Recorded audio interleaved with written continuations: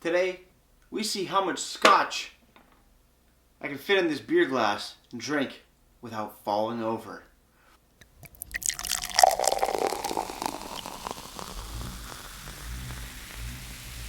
Beer, beer, beer, beer, beer, beer. Hello everybody, welcome back to me, May Brewski, for another Brewski review. And today the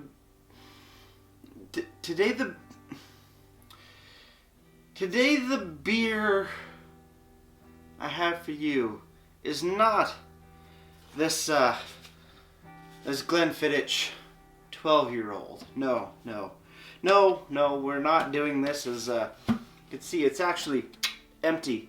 This isn't mine. This isn't mine at all. I don't even have the bottle. This is actually my best friend's Richie's Scotch here. He just left the triangular tube at my place. So we can get rid of this. And we can actually focus on the Brewski review that we're actually doing today. Today, we have from Sons of Kent Brewing, we have their Scotch Ale. Yes, we're still on the theme of Scotch, except this is in beer form, which is much more appropriate for me. I do love a little bit of whiskey and a little bit of Scotch. Me, I'm more of a bourbon guy, it seems. But I do have appreciation for it. But one thing about Scotch ales, there are never enough around, and oh my god, do I ever enjoy them. This bad boy here is coming in at 9% alcohols by volume. No listed IBUs on this black label looking can. It's a very classy, simple, yet elegantly looking can.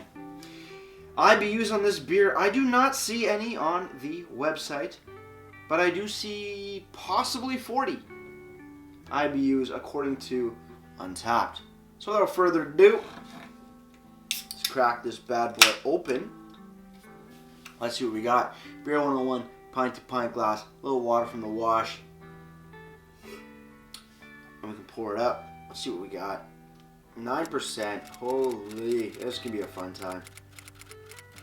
Scotch ales. Do I ever love a Scotch ale? Looking at it, nice moderate, light to moderate amber color, tanned head on top, looking pretty clear. Maybe a touch of hazel just because of the color of the beer, but oh yeah, baby. Let's dive in on that nose.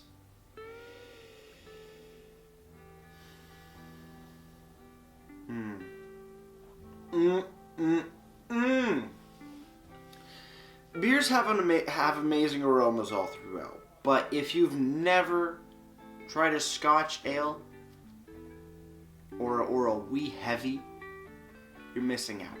You're missing out. I think the best place to start, especially in Canada, would be Innocent Gun Original. That is a great starting point to get you introduced to the particular style. And then from there, you just gotta search high and low. But nose on this. Caramels, toffees, red apple skins, toasted bread, brown bread, slight bit of pumpernickel in the back end, delicate, a little bit of raisins. And you do get a little bit of that hot alcohol. It's not too much, just enough to let you know there's a little bit of fun kicking around in this brew. Let's dive in. I'm having fun. You're having fun. Let's get at it.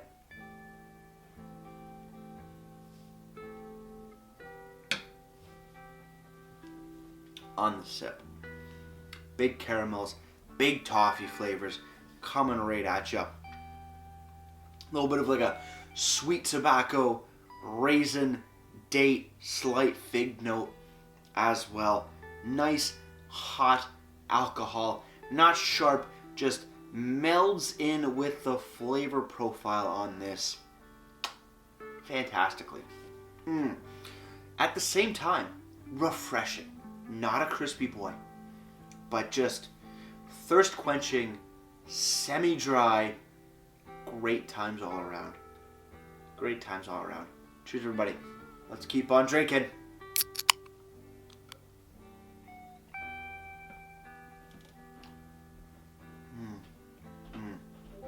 The sweetness, the richness, the boldness, that little bit of zing from the alcohol, maybe even a little bit of baking spice, ever so slightly going on in this particular brew, rounding it out, making sure it's not too high on the alcohol, perceivedness, not cloyingly sweet either, little dry on the finish, some residual earthiness on the palate, and it's a damn good time. And at 9%, you know it's going to be a higher ABV beer when you smell it, when you taste it, but oh, you are just so excited for this beer.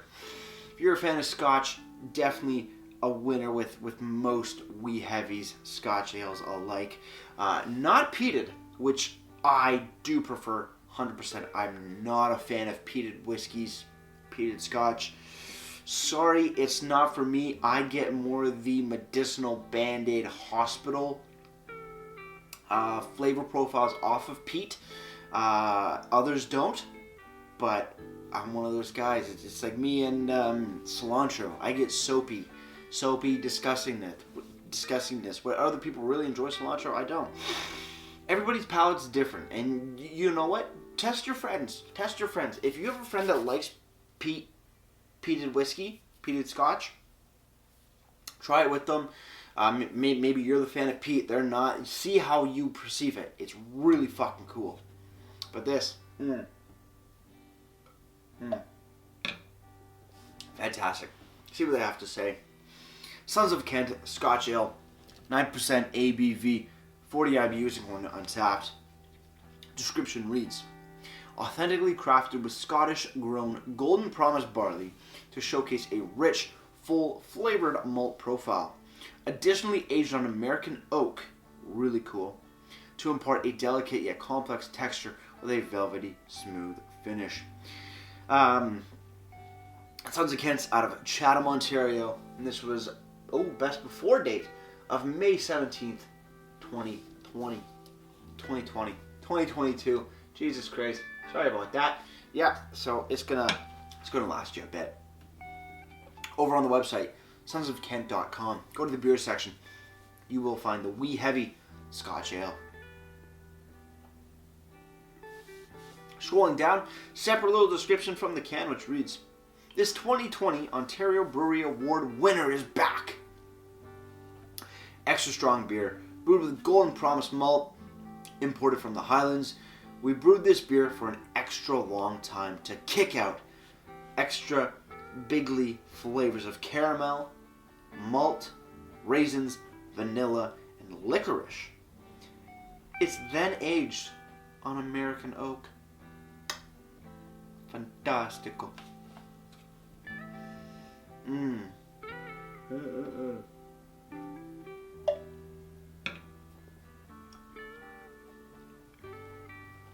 I'm not getting vanilla and licorice per se, but I could see that depending on your palate.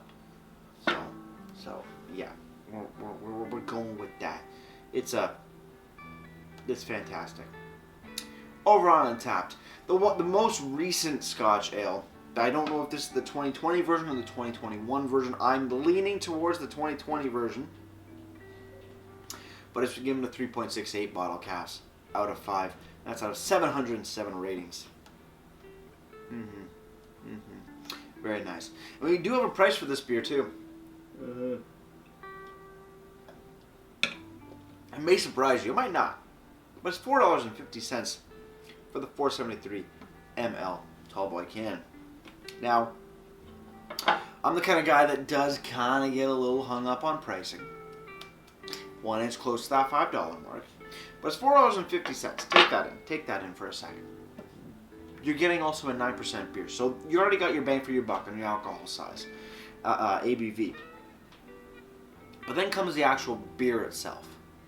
The quality and the attention to detail that the brewers took with this particular beer. And I do have to say, in my humble opinion, they did a damn good job. They did a fantastic fucking job with this brew. It is delicate, it is sweet, it is a little bitter, it's nice and sweet and yet dry at the same time. It's got a nice alcohol presence without being absurd or in your face or off-putting. Everything fits beautifully together in this brew.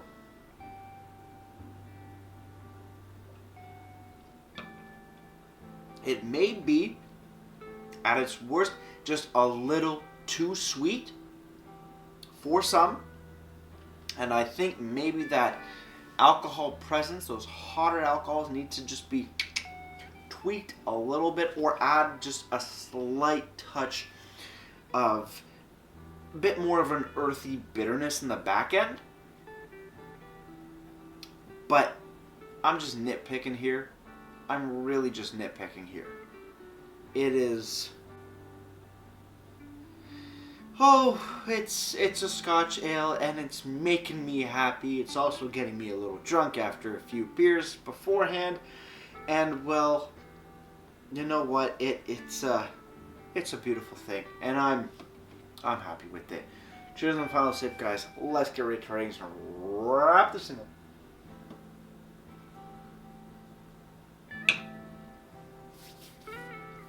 Fuck, that's good. Fuck, that's good. Sons of Kent Scotch Ale. Fantastic. Fan-freaking-tastic. Really big fan of this beer. Beautiful sweetness to it. Caramels, toffees, raisins, dates, figs. Boom, boom, boom. Toasted brown breads as well. Ooh! With just a slight, ever so slight, earthy bitterness in the back end. And a nice presence of hot alcohols. Pretty damn good. Maybe just a touch too sweet in my opinion, but overall it is a fantastic brew and deserves a solid 8-9 out of 10 for me. Before I leave you guys, if you have any comments, questions, or beers you want to review in the future, you can leave all that information down in the comment box below. If you want to go on and like this video or subscribe to me, Mate Brewski, that'd be greatly appreciated as well. And with all that said, that's going to do it for me, Mate Brewski. And like I always say, crack a beer and enjoy. Cheers.